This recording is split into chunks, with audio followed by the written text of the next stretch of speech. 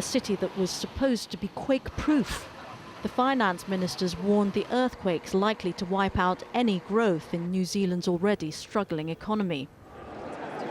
As if things weren't bad enough, Christchurch is still experiencing violent aftershocks, opening cracks in the ground, threatening to cause landslides and rattling residents' already frayed nerves. Veronica Pedrosa, AlJazeera. Here's what's coming up on Al Jazeera. We'll have much more on the uprising in Libya. The country's leader talks to the world's media, telling them that his countrymen love him. More on that in just a moment. If you're a Nokia user, you can download Al Jazeera's news widget from Nokia's Ovies store. The news widget, available on compatible Nokia devices, gives users quick and easy access to real-time news updates from Al Jazeera English. See the world in real time. Al Jazeera Mobile. Behind the harsh reality of headline stories, creative forces are constantly developing. Across the globe, people use their talents, their imagination, and their vision to break down powerful barriers. From a small backroom theater challenging a despotic regime, to the courage of individuals searching for expression.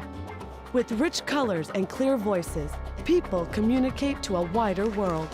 Artscape, coming soon on Al Jazeera. Two generations face the past in order to understand the present. A young man embarks on a journey with his father in search of answers. Great changes in China have brought their traditional family way of life to a crisis point.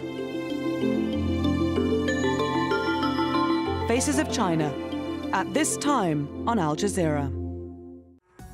Homes have crumbled and many buildings have been left just empty shells. Tensions are high. Riot police trying to control thousands of Greek protesters on the streets of Athens.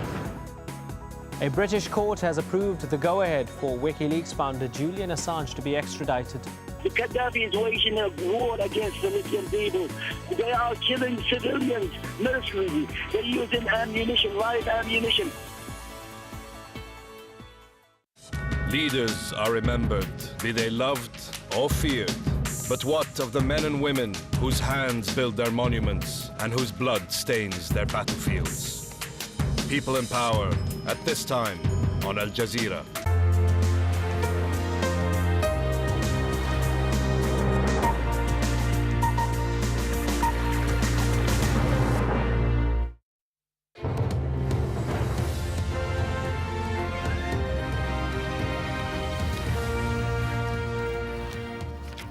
Libyan Air Force jets have bombed an ammunition depot held by opposition forces in the city of AlJazeera.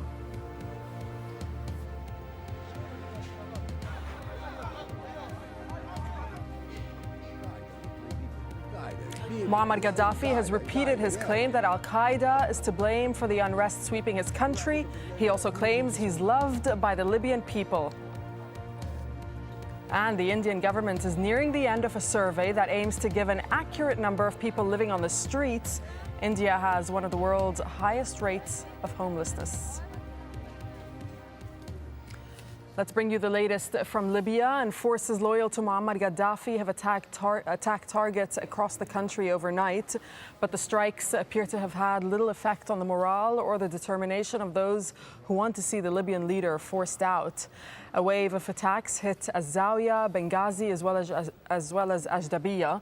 And troops also launched an assault on the Ras Lanif oil refinery near Gaddafi's hometown of Sirte. And there are also reports of new battles breaking out in Misurata. The opposition has dismissed the attacks as an act of desperation. Gaddafi himself has told reporters that the people of his country love him. Dan Nolan has this report. Panic sets in on a highway near the eastern Libyan town of AlJazeera.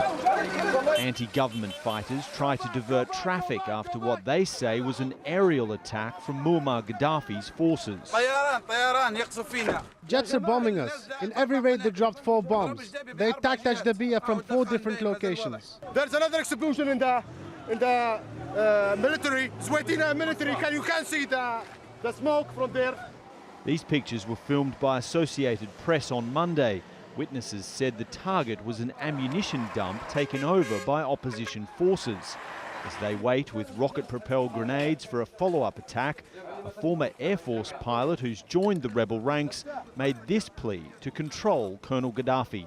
Whether it is the European Union or the Arabs or America or even Russia, we ask them to just shut down this man's airspace. We are capable of taking him out by ourselves, but we are only requesting the international community to enforce a no-fly zone. But the man he wants to take out is showing no signs of leaving, spending Monday telling international media that he has Libya's full support. Me, all my people with me, they love me all. But if they do love you... They will die to protect me, my people. If you say they do love you, then why are they capturing Benghazi and they say they're against you there? Why are they in Zawiya? It is a guide, and not my people. In an interview that will do little to convince the international community that he's of a sound state of mind, Colonel Gaddafi also laughed off mounting pressure to leave the country. Who would leave his homeland? Why do I leave my homeland? Why do I leave Libya? That means the bloodshed and fierce firefights aren't likely to stop anytime soon.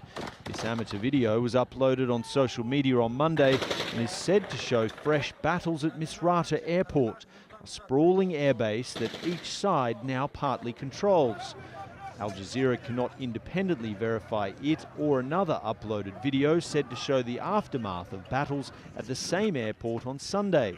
Misrata is 200 kilometres to the east of Tripoli, its strategic value possibly best explained by the huge amount of weapons and ammunition now in the hands of those determined to bring Gaddafi down.